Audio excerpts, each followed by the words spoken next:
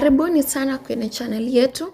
Tunashukuru sana kwa kuungana nasi leo. Kama wewe ni mgeni hapa, usisahau kubonyeza kitufe cha subscribe ili uwe wa kwanza kupata habari zote zinazo trend. Leo tunaleta story ya kusikitisha na ya kutisha ambayo imewacha wengi wakiwa na hasira na huzuni. Ni kisa cha msichana anayejulikana kama Mary Claire, ambaye inasemekana alikuwa mwimbaji wa nyimbo za Injili. Aliyepitia tukio la kikatili sana mikononi mwa mtu aliyewahi kumpenda.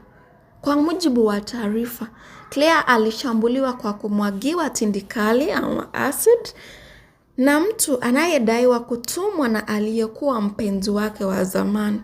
Inasemekana mwanaume huyo hakukubali kukataliwa na Claire, na baada ya kuachana naye alianza kumtishia na hata kumfuatilia mara kwa mara. Siku ya tukio, Claire alikuwa anarudi nyumbani bila kujua hatari iliyokuwa mbele yake. Ghafla, mshambuliaji alimvamia na kumwagia tindikali, tukio ambalo lilimsababisha majeraha mabaya sana usoni na mikononi. Mashuhuda wanasema tukio hilo lilionekana kupangwa mapema na si jambo la bahati mbaya. Inasikitisha zaidi kwamba Claire alikuwa tayari ameripoti vitisho hivyo kabla, lakini tukio hili bado lilitokea. Kwa sasa Claire amelazwa hospitalini akipigania maisha yake, huku familia na marafiki na wananchi wengi wakiendelea kuomba apone na kupata haki.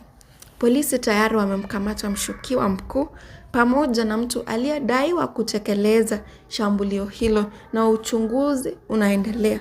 Tukio hili limezua hasira kubwa mitandaoni, huku wengi wakitaka haki itendeke na hatua kali zichukuliwe dhidi ya wanaofanya ukatili wa aina hii.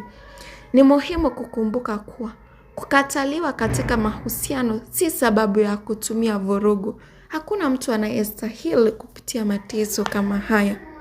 Tunawaombea Claire apone haraka na apate haki anayostahili. Na wewe unafikiria nini kuhusu tukio hili? Tuambie maoni yako kwenye comment section.